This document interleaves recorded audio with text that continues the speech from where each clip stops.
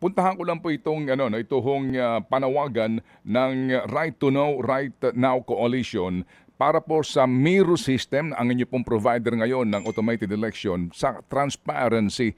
Matanong ko lang po kayo, the fact nga po na itong St. Timothy Construction Corporation, nakapartner po ng Miro system, ay umatras na. At di ho ba't sinasabi po, tama ba sa kanilang kontrata na ito pong St. Timothy na ito ay maglalaan ng kapital na 17.9 billion pesos? Ang sinasabi po nila, paano ngayon masisiguro ng Miro system na may pera ho sila para po sa proyektong ito?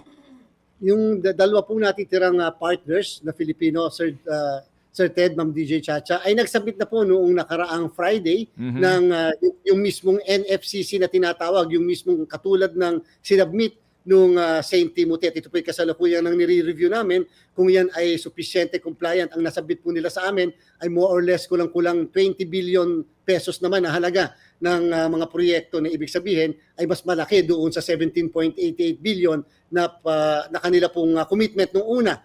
So ibig sabihin po na nakapag-submit po sila dahil yun po yung nakalagay sa aming resolusyon na dapat mag-submit ng isang committed line of credit o kung hindi naman ay panibago na NFCC. So yan po, pinag-aaralan pa namin kung yan ay sufficiente. Sa kasalukuyan, Sir Ted, para lang po sa kaalaman ng mga kababayan natin, out of the 110,000 machines, kasalukuyan po nasa Pilipinas na ang 78,000 na mga makina at yung po mga peripherals, katulad ng yung mga gagamitin ng mga laptops, yung mga iPads na gagamitin para sa transmission at consolidation, 100% na po na na-deliver na sa Commission on Elections. Opo, hindi ho ba sa batas po kinakailangan na ito pong provider natin ng automated election ay 60% Filipino-owned?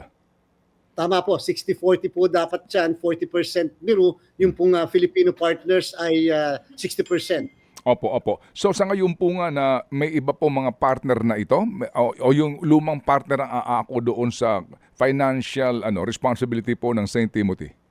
Wala po silang kinuhang bagong partner. Lumalabas po, base doon sa dokumentong sinabit nila sa amin, na yung dalawang partners, ang isa doon ay nakuha niya yung share ng mismong St. Timothy and therefore hindi na po sila nagpasok ng bagong partner at sila na po ang nag-submit. Yung isa pong company doon ay meron pong sinubmit mismo na NFCC. Dahil yung pala, kaya po pala naman nila ay parang kumuha pa sila ng pangatlong partner. Pwede naman po palang silang dalawa lang. Dito ho ba, nakakasiguro na ho tayo na wala pong legal question dito po sa 60-40 arrangement at requirement by law?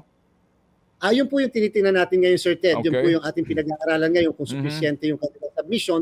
Siyempre, anybody can question pa rin yung requirement ng 60-40. Pero sa bandang huli yan, Sir Ted, kung ano yung sinabit nila sa Securities and Exchange Commission, base doon sa mismong komposisyon ngayon ng bagong venture na yan, na nawala nga yung isa. So ang tanong po dyan ay kung yung bang 60% na yan ay hindi na violate at yung 40% ay nandun pa rin sa Miro system. Okay, ano po ang implikasyon nito at komplikasyon nito?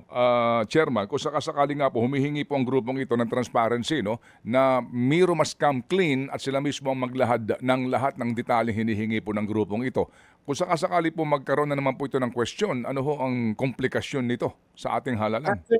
Sir Ted, talaga pong tayo din, ang komisyon ay nagsabi rin kahapon na dapat magkaroon ng full transparency. Ang Miro, kung ina-adapt ng COMELEC na transparent, hindi naman pwedeng kami lang lagi ang nagpapaliwanag ng mga bagay-bagay na sila naman talaga dapat ang nagpapaliwanag. At number 2, meron na po tayong case, Sir Ted, na na-file, may nag-file po sa atin na petition para ibaliwala po yung kontrata. And therefore, yung pong petition na yan ay nasa Korte Suprema sa kasalukuyan.